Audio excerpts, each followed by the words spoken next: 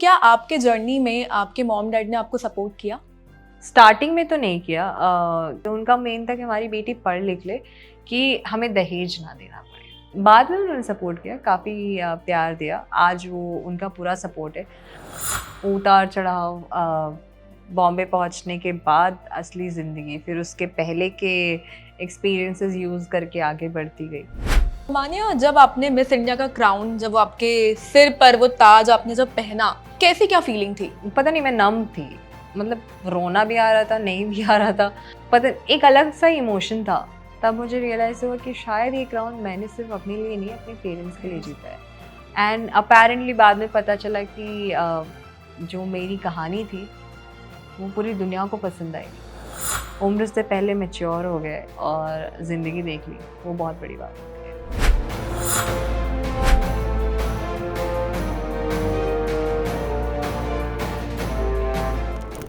Hello and welcome, you are watching जागरण.com। I am your host Vanshika. UP के छोटे से कस्बे से निकली मिडिल क्लास फैमिली से बिलोंग करने वाली लड़की ने मिस इंडिया तक का सफर तय किया। मैं बात कर रही हूँ none other than Manya Singh की। मान्या सिंह, वेलकम ऑन जागरण.com। Thank you so much for having. So पहले स्टार्ट करते हैं आपके जर्नी से। एक यूपी के कुशीनगर से बिलोंग करने वाली लड़की ने बॉम्बे तक का सफर तय किया। कैसी क्या जर्नी रही आपकी? रोलर कोस्टर राइड थी। उतार चढ़ाव, बॉम्बे पहुंचने के बाद असली ज़िंदगी, फिर उसके पहले के एक्सपीरियंसेस यूज़ करके आगे बढ़ती गई। तो वो शायद छोटे वर्ड्स में कभी एक्सप्लेन ही नहीं हो पाएगा, बट अच्छा एक्सपीरियंस था। लर्निंग्स हुई, उम्र से पहले मैच्योर हो गए और ज़िंदगी देख ली, वो बहुत बड़ी बात होती है। जैसे कि मेरे लिए मॉम एंड डैड मेरे बहुत इंपॉर्टेंट है और सबकी जर्नी में उनके माता पिता काफ़ी इंपॉर्टेंट रहते हैं। तो क्या आपके जर्नी में आपके मॉम डैड ने आपको सपोर्ट किया? स्टार्टिंग में तो नहीं किया। मतलब उनको पता भी नहीं था कि मैं किस जर्नी पे निकल चुकी हूँ।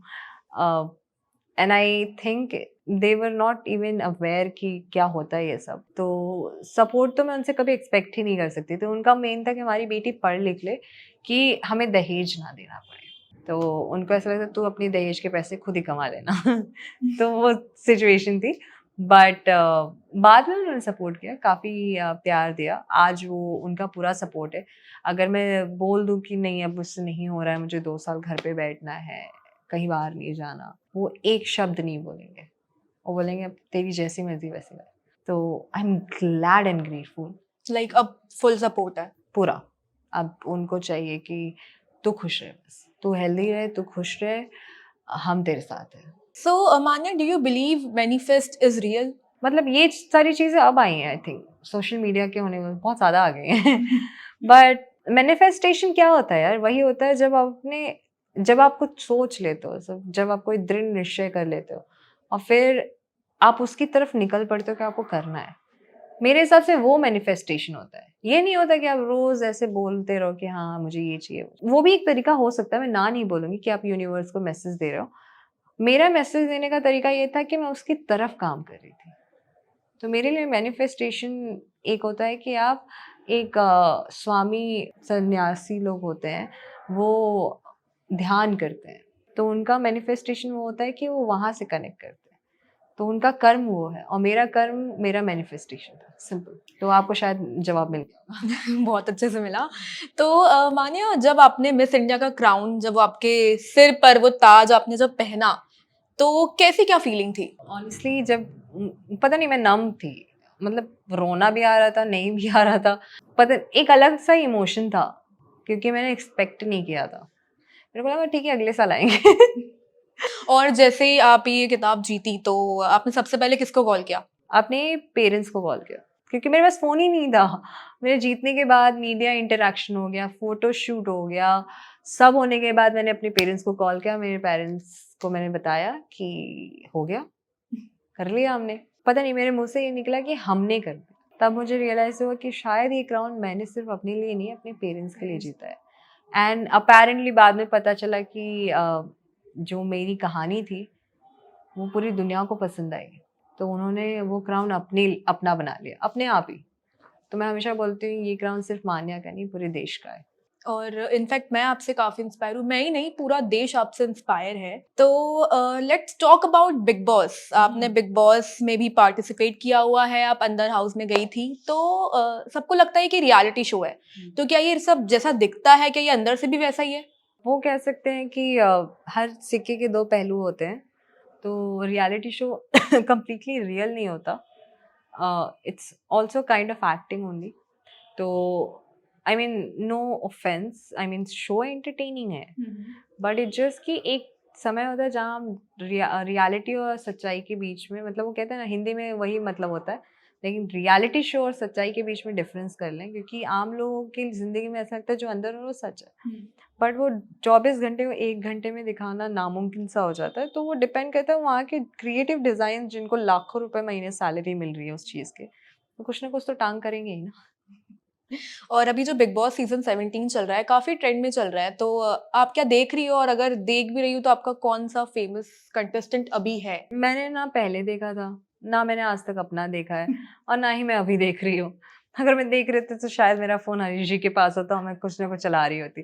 तो मैं बिग बॉस वाली हुई नहीं, और ना ही मुझे देखना पसंद है, और ना ही मैं गई थी। मेरा एक मोटो था, वो खत्म हो गया। मानिए जैसे कि आपका पहला गोल था कि मुझे मिस इंडिया का खिताब अचीव करना है, तो वो गोल तो आपका पूरा हो गया, तो अब क्या सोचा है लाइफ में, आगे क्या करना है? आई फील मुझे सब कुछ करना है।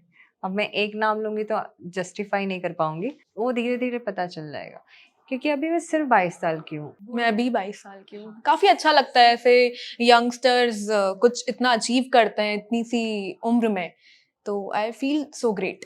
I'm glad that you're doing it, and I'm happy that we are at same age. मुझे हर चीज़ एक्सप्लोर करनी चाहिए, be it acting, be it any profession. I'm gonna do it because I feel कि मुझे खुद को एक्सप्लोर करना है, that मैं किस में फिट होती हूँ। तो अगर वो एक्टिंग हुआ तो अपने आप ही हो जाएगा। सुमल, आप बिलोंग करती हैं यूपी से, राइट? और 22, 23, 24 की एज होने के बाद टिपिकल जो पेरेंट्स होते हैं बोलते हैं कि यार शादी कर लो, शादी कर लो, अब हो गया है, काफी कुछ कर लिया लाइफ में, तो ऐसा कुछ प्रेशर है फैमिली की साइड से? मैं खुद बोलती हूँ लड़के ढूंढो, कहाँ है?